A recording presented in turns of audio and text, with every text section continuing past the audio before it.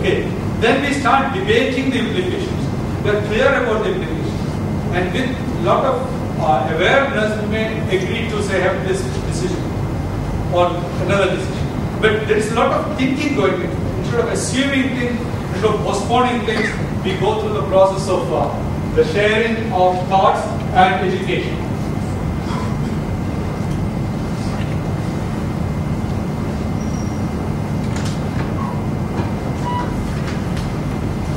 So some other, not everybody needs to get into the business. And if you want to start a new business, who is going to finance it? Where is the capital going to come? Who will have the shareholding? Whether the family will control the shares or the person who is starting the business will control the shares. All these things have to be clarified.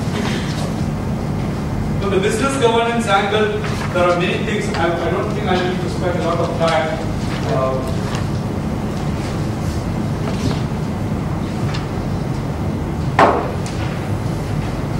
I think the role clarity is important. Criteria for investment. This also has to be decided. What is the decision-making mechanism? This is more about strategizing the business, having a clear roadmap for business growth.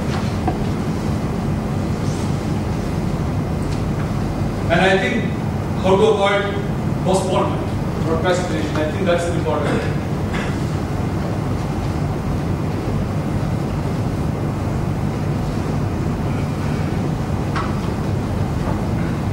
And leadership role and responsibilities over a period of time needs to be clarified.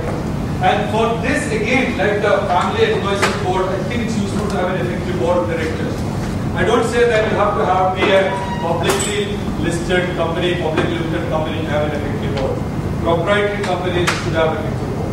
And we have found that this board, which is constitutional or not, legally valid or not, can provide a lot of support. Provided you respect the board, value the board members' contribution. Often we don't get that. But having a board of directors, which means that actually the bandwidth of thinking is expanded. You're getting a lot more ideas, a lot more support for the organization. And have high quality auditors. This is very important, particularly if you are looking for growth funds. Whether it is angel fund, whether it is private equity fund or bank fund. Anybody. Have good quality auditors. One of the problems some of the private equity people told me is that Indian family businesses are great. Mid-sized companies have good products, good connection, everything is okay, but we don't trust their annual account. So the valuation goes through the roof. We don't know whether this is right or not. And in one of the cases, the family is trying to plug a hole of close to 200 crores. Balance sheet. Okay. And again, the let go and building the team is important. That's why the professionalization becomes a challenge. I'll spend a little time and then close. We think that professionalization is simple. It is not. Professionalization is different from delegation. Simple delegation means that we have complete control. We know everything on a day-to-day basis. Professionalization means that we are delegating substantially to somebody else, and based on some systems for norms for decision making, we pass over the responsibility, which is very easy, very difficult. Which also means that it becomes more or less a devil's game. It's playing the devil's game of tennis or badminton. Unless you have a good understanding with your partner, you will not be able to win the game. It's like that. Because you can't 100% define what the other individual do. You can't 100% define what you will be doing. You can do a great extent, but not 100%. Therefore, that kind of an understanding is very important as part of professionalization. Otherwise, the same situation, if two people look at it, two people see it two differently. Sometimes you see it as two faces, sometimes you see it as an hourglass or minute glass. So the same situation may be perceived differently. This is what I have seen with professionalization. You hire somebody and say that you have 100% freedom. And the 100% freedom is defined differently by different people. Okay. And that itself creates problems. So professionalization is not simple. It's a process. And again, never hand over responsibility to somebody overnight. have a roadmap for that. Have a gradual roadmap. Discuss with the, if you are hiring a non-family CEO or CEO or so, say that this is the roadmap for this. The next 6 months I will pass over everything. But I will ensure that transition is smooth, passing over is smooth, and we have a good understanding of it.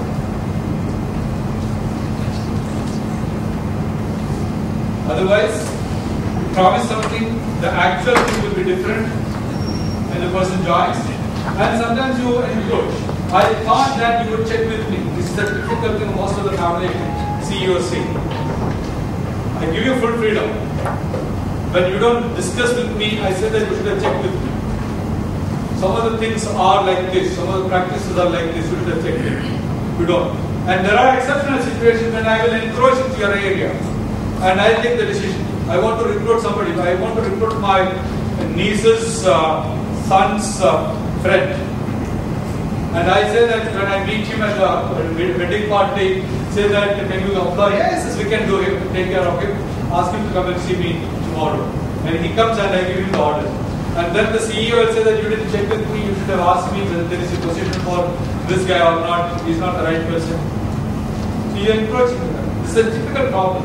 So be clear about the areas which are delegated, passed over, and then the process of transition also. And that happens on both sides. It doesn't have to be always on the business, family and the CEO. It can be between the CEO and the business. And between family and the CEO also, family CEO. It happens especially familiar with the case where one of the textile companies, the younger generation guy was given full freedom. He went about investing in 2-3 different projects the past 3-4 years without consulting the family appropriately. And the family got very upset because he committed for his investments without consulting the family. So there are some areas where the CEO, the family CEO, the son thought he had the freedom, whereas the freedom was not there.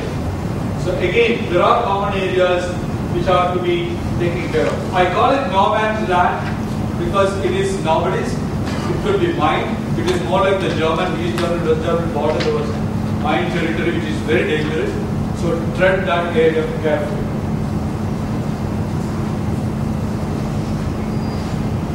And fundamental thing in all these things is the trust. The family is passing over the responsibility of running the business in the hands of the management. There are non-family people also owners. They are also handing it over to the management, the rest of the management. There is trust in terms of the environment, intention and integrity of all the people involved. Without that, the family business will not be successful.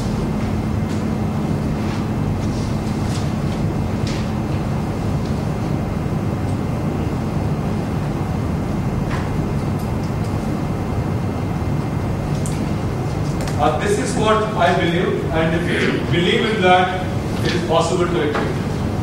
If you believe that it has to happen, it will happen. If we are ambivalent about it, doubtful about it, nothing will work.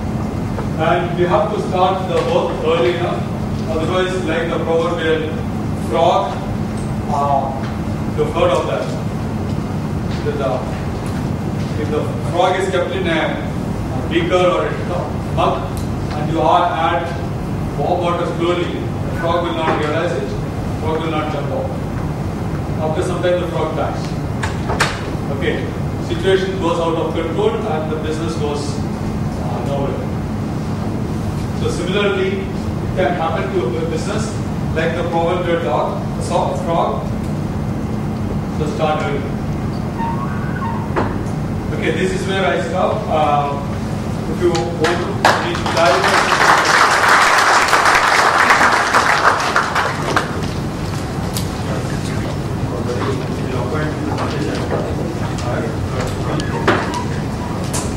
What is the risk of? Hello. What is the risk of takeover by a non-family CEO, let's say at the time of second or third generation, if the family ownership is not that common? There is one issue. Second is, how do you provide for the wife of or mother and the father dies at the time of second or third generation? Okay, I think there are when the non-family CEO comes, the non-family CEO has to be very clear about the culture of the family, culture of the business. Family's own involvement in the business. I think the individual cannot take things for granted. It's a typical problem in very often when I'm excited about the job. Have you come across any such? Absolutely. Many cases. Day in and day out you find that you hire a non-family guy, either as a CEO or a CEO, whatever the designation. You try to give full responsibility, not about the smaller guys, but well-educated on both sides. So they also get into the same job.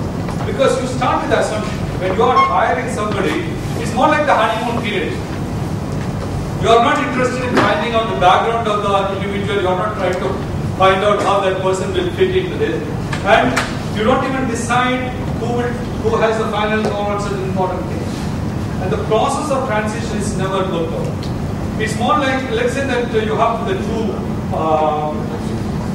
two individual singles players. The single players will not be able to play doubles. It's more like that. So the key thing is that from the family side, if you are looking at, when you are looking at the CEO to be hired, let the CEO interact with the other family members who are involved in business. This is one. Do a background check of the individual. Never go by headhunting firm. I don't have any trust in the headhunting firm's abilities. Their ability is to move the people from one company to other. Every time you move, you get your commission. Okay? So therefore, don't go by the headhunting firm. Spend time, understand the individual, look around, understand the background, and then see to what extent that person will fit in. And I think the adaptability with the family values, family practices becomes very important. This is one part. And also release the reins gradually. Okay. Otherwise, what happens is you release a lot, then you go back and take it back. So that won't work. This is one part. Therefore, this transition has to be well planned and executed. And you have to have review things. And also some of the decisions you don't know who will take. It's better to agree that if you are in doubt, let's sit down. I'm also in the office, I'm also available. Let's sit down and discuss it. And then decide. For the mother who is not involved in business, this is where the family fund becomes. Even if you have a business which is worth 50 lakhs, it is better to keep, let's say, the 10 lakhs deposited or liquid funds. For the families, it may be for education, it may be for healthcare, it may be to pay to somebody, it may be for a pilgrimage, it may be for whatever reasons. I think you have to plan for that. All the family members, particularly family members who are not involved in business, they are hugely under risk.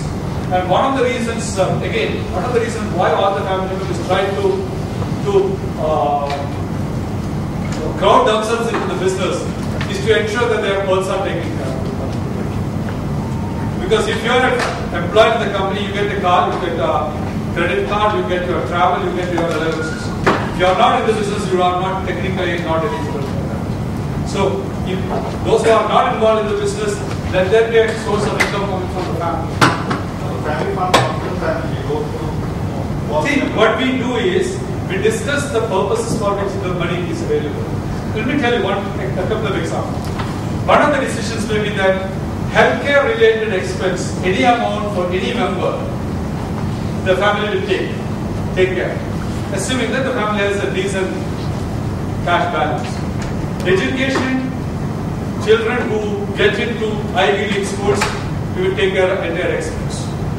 Okay, if somebody gets into Stanford, we'll cover it. But if suppose somebody gets into some St. Peter's College or somewhere, the family will give up to, let's say, 5 lakhs of rupees.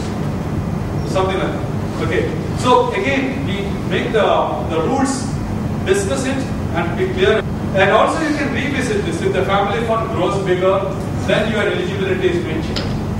So the point is that if you have clarity about it, a lot of things can be done. Let me share my experience in one of the listed companies run by a family. He had died and provided full recognition. The government salary for lifetime of all healthcare expenses and for the house already Hello. Yeah, in one of the listed companies, we have provided kind of a assured recognition. 50% of the salary of the MD when he died. Yeah. Throughout the lifetime of the wife. And then all healthcare expenses. Yeah, see. Then one car. So these are some of the things to be taken care of. I mean, then again, to add to that, you don't have to have a family constitution written for this. This can be an agreement among the family members that some of these things are. And also you can have an exceptional situation. If there is an exceptional situation, how you will take the decision. I think that also can be. About this, we have basically some legislations. Like there's an act called the MWPA Act. It's a Married Women's Protection Act, in which certain money, if you pool it in an insurance policy that is encumbrance free and flows down to your family, to your wife, as you said. And the other thing you can do is obviously make a trust, and the beneficiaries can be your wife. So that way, there's a certain money from the business that can flow into a safe trust, and no court order, anything can that is safe, and that can go to your wife or to your children. Talking about trust, one more dimension, let me tell you. One of the concerns of some of the parents or the father is that my sons are not the right people to run the business. In one of the South Indian companies with which I interacted recently, the father had built up the business from nowhere.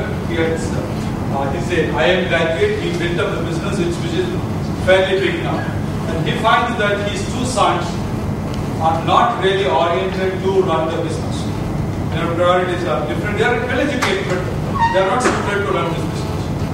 So when I interacted with these children, they have already decided between them that you will take that business, I will get this business. But when I asked the father said that they are joking. I'm not going to give this business to the one later. I have worked hard. This is my life. What I am going to do is that I know that if I give it to them, within 5 years they will finish the business, they will know it. I am going to make it a trust. They will get regular income from that. I will have a professional CEO, professional board, which will run the business. And I will ensure that my children are not on the streets. They will have decent income. If they want to pursue other things, they want to start some other business, that's also fine. But the trust will facilitate the cash flow part. So this is yet another thing which is possible some of the people have. This colleague? I heard you say a couple of times that it is not necessary to write the constitution. What is the hesitation? Because otherwise there are so many assumptions. If there is nothing written, there is no guideline. Right. Yeah, the reason is that very often I'm jumping the gun. The reason is that often people think that writing the constitution is an answer. Again, some of the people who have asked me to be involved in writing constitution, they said that how many days will it take? Let's sit across the table and decide it and take the decision. Okay, without seeing the implications of living. One example I tell you, I was involved in writing a constitution. We had the first round of draft. One of the decisions we agreed was that the next generation, whoever is there, should have at least 3 years of work experience outside the family before joining. Okay, not 3 years, 2 years. We agreed. It was in a resort, we had the discussion, and finally we agreed that 2 years. Within 6 months, one of the younger generation was ready to join the business. He had gone abroad. He had completed his MBA from UK, and so when I asked about him, the parents said that he is ready to join the business. We are going there. One of the family members, one of the cousins who is involved in this activity, he alerted me, said that this guy doesn't have 2 years experience. There's only 6 months experience. And when we pursued, they said that no, he had worked for 1 year before going for his MBA. So we will take that 1 year. And during the 1 year, he had done some work for 3 months. So 1 year, 3 months. And after MBA, he has been working for 3 months. That means 1 year, 6 months. 1 year, 6 months, if you round it off, it becomes 2 years. Okay, so that will be 2 years. When I from further, we found that the reason was that, and again, not only induction, but the mother wanted him to be the CEO of one of the group companies because the son was getting married. If you are a CEO versus if you are a vice president, the marriage market rates vary. Okay. So what I'm saying is that writing the constitution was not the important thing.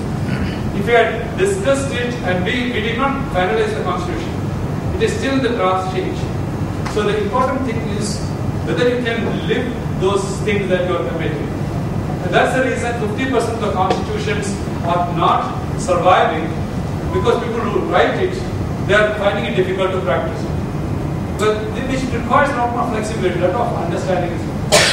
That's why I say that identify the critical areas, identify the solution, look at the problems, look at the solution, start practicing it, and then start documenting. Then slowly, maybe in a year's time, maybe 2 years' time, you can have a document, which is either signed or not. So I think that the process is more important than the final outcome.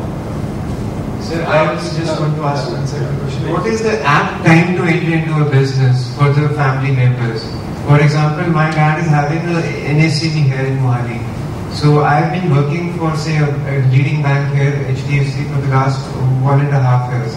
So what is the correct time to enter into it? As in, how do you define it that this is the time to let your sons and daughters come into it? Because as in now, I don't get that much time to